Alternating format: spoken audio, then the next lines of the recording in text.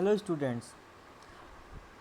Now today we discuss the next topic of chapter conservative force.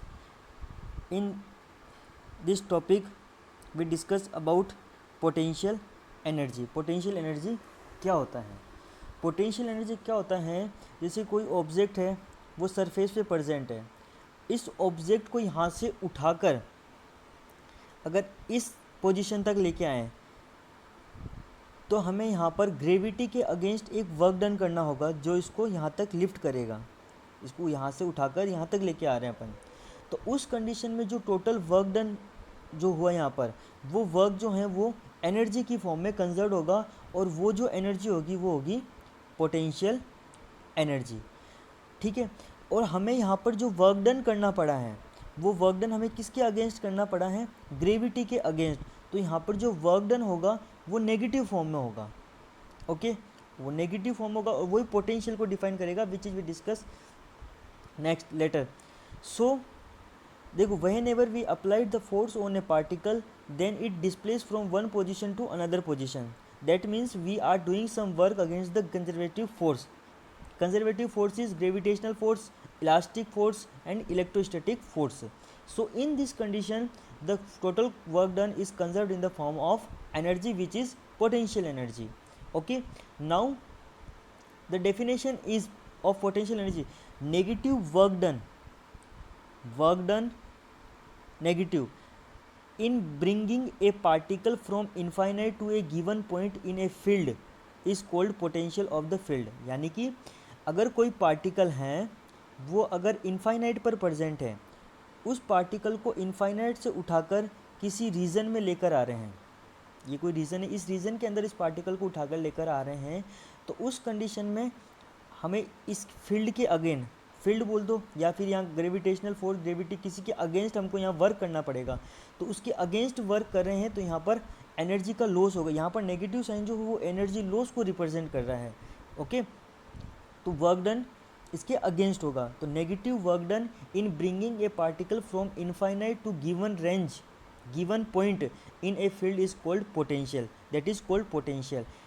Okay, here we discuss that negative work done is called potential, and we know that potential is F vector dot dr vector. यहाँ पर हम इस particle को कहाँ से लेके आए?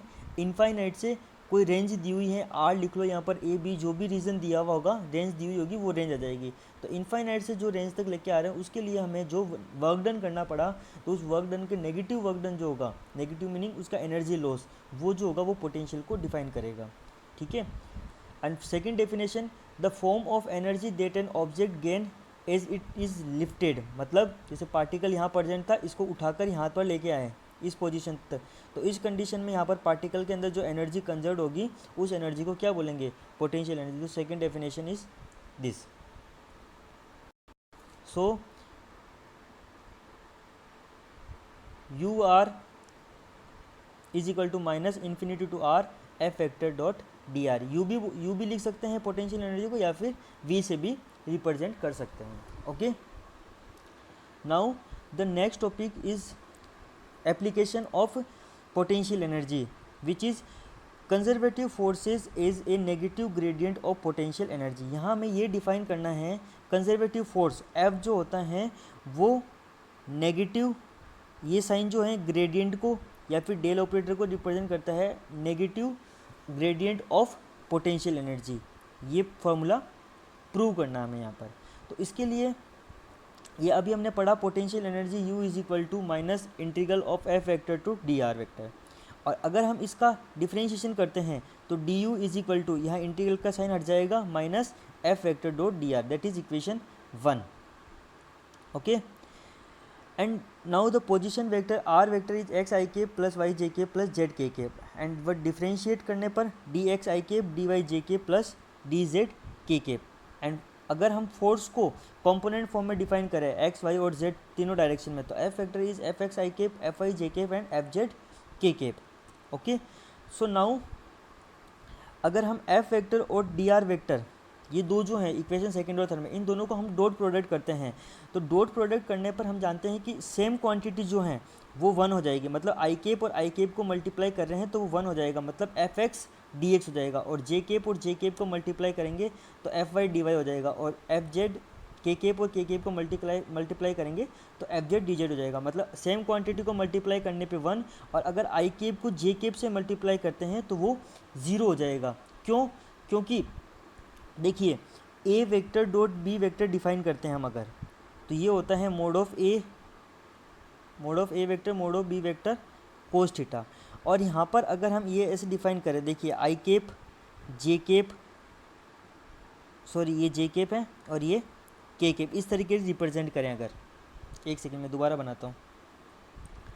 अगर हम ये रिप्रेजेंट करें कि ये आई केप, ये जे केप और ये के केप है, अगर इसको डिफाइन करें तो अगर हम आई केप और आई केप को डॉट प्रोडक्ट करते हैं तो ये दोनों से आई केप भी इसी डायरेक्शन में और फिर से आई केप भी इसी डायरेक्शन में, तो दोनों के बीच एंगल 0 डिग्री का होगा। और कोस जीरो की वैल्यू कितनी हो जाएगी? 1। तो इस कंडीशन में आई केप और आई केप को मल्टीप्लाई, मतलब सेम क्वांटिटी को मल्टीप्लाई करेंगे, या फिर जे केप और जे केप को कर लो तो वो भी दोनों सेम डायरेक्शन में, और के केप कर लो वो भी दोनों सेम डायरेक्शन में, तो एंगल 0 डिग्री, और उस कंडीशन में कोस जीरो की वैल्यू 1 हो जाएगी। लेकिन अगर यदि हम आई केप और जे केप को मल्टीप्लाई करें, डॉट प्रोडक्ट करें आई केप डॉट जे केप, तो वो जो है 0 हो जाएगा। क्यों? क्योंकि यहाँ पर देखिए आई केप और जे केप इन दोनों के बीच में जो एंगल बन रहा है वो 90 डिग्री का बन रहा है, और कोस 90 की वैल्यू 0 होती है। ठीक है, तो यहाँ पर क्या होगा, इन दोनों को डॉट प्रोडक्ट करने पर सेम क्वांटिटी तो 1 हो जाएगा और डिफरेंट क्वांटिटी को मल्टीप्लाई करने पर 0 हो जाएगा। तो F x D x, F I D Y और F Z D Z. So from equation 1 D you is equal to ये negative sign as it is, and F vector dot D R V vector की value यहाँ से put करी तो F x D x, F I D Y और F Z D Z. Okay, got it. Now we know that potential energy is the function of position, क्योंकि हमने क्या बताया कि पोटेंशियल एनर्जी जैसे इस यहाँ से है, इसको यहाँ से उठा के यहाँ, तो ये एक तरीके से पोजीशन पर डिपेंड कर रहा है। इसकी पोजीशन यहाँ पर एक्स वाई जेड समथिंग कुछ भी हो सकता है, 3 डायमेंशनल डिफाइन कर रहे हैं। तो पोजीशन जो है वो किस पे डिपेंड कर रही है, सॉरी पोटेंशियल एनर्जी जो है वो किस पे डिपेंड कर रहा है, पोजीशन पे डिपेंड कर रहा है। That means potential energy is the function of position, और उस पोजीशन को हमने किससे रिप्रेजेंट किया है, f x y and z. That means potential energy is the function of position which is x, y and z. And if a total partial derivative this part, then du is equal to del u upon del x, that is partial derivative, and dx is total derivative, and del u upon del y dy, and del u upon del z dz, total derivative and partial derivative. So put the value of du in equation 5. So देखिए value put करने पर d u की value put करने पर क्या हो जाएगा, del you upon del x D x plus del you upon del y d y plus del you upon del z D z, और इज इक्वल टू ये minus f x D x, F I D Y और F Z D z, ये as it is. ठीक है, अब यहाँ पर क्या कर रहे हैं, देखो दोनों तरफ डी एक्स डी वाई और डी जेड, इधर भी डी एक्स डी वाई और डी जेड, इन दोनों के कोफिशिएंट को अगर कंपेयर करते हैं तो कंपेयर करने पर क्या होगा, कंपेयर करने पर एफ एक्स तो क्या होगा minus del you upon del x, जो एफ एक्स होगा वो आएगा minus del you upon del x के। एफ वाई को कंपेयर किया तो वो आएगा minus del you upon del Y, और एफ जेड को कंपेयर किया तो वो आएगा minus del you upon del z. So f x, f y and F z, and in previous equation we define that f vector is fx I cap, fy j cap and fz k cap। यहाँ equation 3 क्या था अपने पास, f vector is equal to F x I cap plus f I J cap plus f Z के cap, जहाँ हमने force को क्या किया था कॉम्पोनेंट फॉर्म में लिखा था। तो उसके लिए देखो f vector is equal to F X क्या है अपने पास del you upon del x I cap, और F Y del you upon del Y और जे केप, और F Z del you upon del Z के केप, और इन तीनों का नेगेटिव साइन कॉमन ले लिया।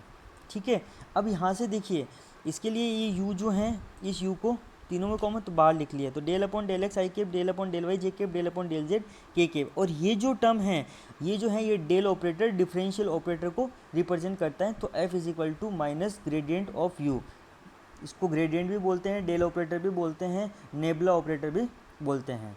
ठीक है, तो F vector is equal to minus del you upon del x. Got it. Next topic is curl of conservative force. यहाँ हमें ये डिफाइन करना है कि कोई भी कंजर्वेटिव फोर्स है, उस कंजर्वेटिव फोर्स का अगर हम कर्ल डिफाइन करें तो उसकी वैल्यू अगर जीरो आ जाती है, मतलब या फिर कंजर्वेटिव नहीं भी हो, तो उससे पहले एक चीज़ ये है कि अगर कोई फोर्स दिया हुआ है और अगर उस फोर्स को हम अगर कर्ल डिफाइन करें और अगर उस कर्ल की वैल्यू जीरो आ जाए, curl of F is zero, तो वो जो फोर्स होगा उस कंडीशन में उस फोर्स को बोलेंगे conservative force.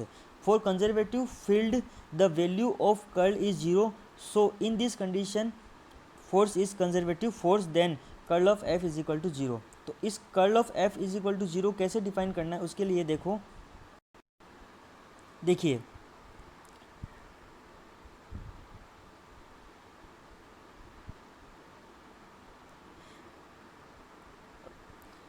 in previous topic we defined that f vector is equal to minus gradient of u, conservative force is negative gradient of potential energy।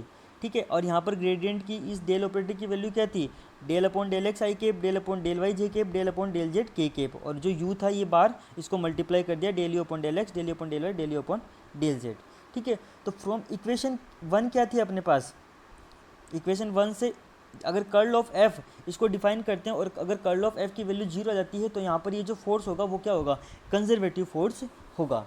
ठीक है, तो देखिए curl of f is equal to, देखो i cap J cap और k cap अगर curl को define करना हो तो, और इस डेल ऑपरेटर की वैल्यू क्या थी अपने पास, एक सेकेंड मैं यहाँ लिख देता हूँ। देखिए इस डेल ऑपरेटर की वैल्यू थी हमारे पास डेल अपॉन डेल एक्स आई cap plus del upon del Y जे cap plus del upon del Z के केप। ठीक है, तो कर्ल ऑफ एफ डिफाइन करना है तो आई केप जे केप और के केप। ठीक है, अब देखिए इस ग्रेडियंट के लिए, इस वाली टर्म के लिए यहाँ पर यदि इसके लिए आई केप का coefficient del upon del x, j cap का coefficient del upon del Y और के केप का coefficient del upon del z. ठीक है, और सेकंड टर्म है एफ, और एफ के लिए यहाँ पर आई केप का coefficient del you upon del x, j cap के लिए del you upon del Y और के केप के लिए del you upon del Z, और इन तीनों के लिए नेगेटिव साइन है यहाँ पर, तो उस नेगेटिव को यहाँ कॉमन ले लिया। ठीक है, अब देखिए इस डिटर्मिनेंट को सॉल्व करते हैं, तो इसके लिए देखो पहले आई केप को कॉमन लिया, तो देखो इसको इससे मल्टीप्लाई किया तो del two u upon del z del y, फिर इसको इससे मल्टीप्लाई करते हैं क्रॉस मल्टीप्लाई, तो minus sign del u del two u upon del y del z del y. ठीक है, फिर देखो यहाँ पर इसके लिए करते तो प्लस फिर माइनस फिर प्लस, तो सेकंड वाले के लिए करेंगे तो माइनस जे केप। ठीक है, माइनस जे केप के लिए करेंगे तो इसमें इस टर्म को और इस टर्म को हटा देंगे। अब इसको इससे मल्टीप्लाई किया तो del two u upon del x del y, फिर माइनस साइन इसको इससे मल्टीप्लाई किया तो del two u upon del z del x. ठीक है, ऐसे ही क्या करना है, के केप के लिए किया थर्ड टर्म, तो इसके लिए इसको और इसको हटा दिया, तो देखो del two u upon del x del y, फिर इसके लिए करेंगे minus sign del two u upon del y del x. ठीक है, और डिफरेंशियल प्रॉपर्टी जो होती है उसमें क्या होता है कि डेल टू अगर किसी फंक्शन का अगर डिफरेंशिएट करते हैं पहले x के रेस्पेक्ट में फिर y के रेस्पेक्ट में, और उसी फंक्शन का डिफरेंशिएट पहले y के रेस्पेक्ट में फिर x के रेस्पेक्ट में करते हैं, तो वो दोनों क्वांटिटी जो होगी यहाँ पर इक्वल होगी। उस कंडीशन में देखिए यहाँ पर पहले y के रेस्पेक्ट में फिर z के रेस्पेक्ट में, इसमें पहले z के रेस्पेक्ट में और फिर y के रेस्पेक्ट में, तो मतलब ये दोनों टर्म जो हैं ये इक्वल हैं, तो ये ज़ीरो हो जाएगा यहाँ से। और यहाँ पर भी देखिए सेम चीज़ है, ये भी ज़ीरो और ये भी ज़ीरो, तो टोटल कर्ल ऑफ एफ जो है यहाँ पर वो क्या हो गया, ज़ीरो हो गया। So in this condition we can say that the force F is an conservative force. Okay, got it? Thank you.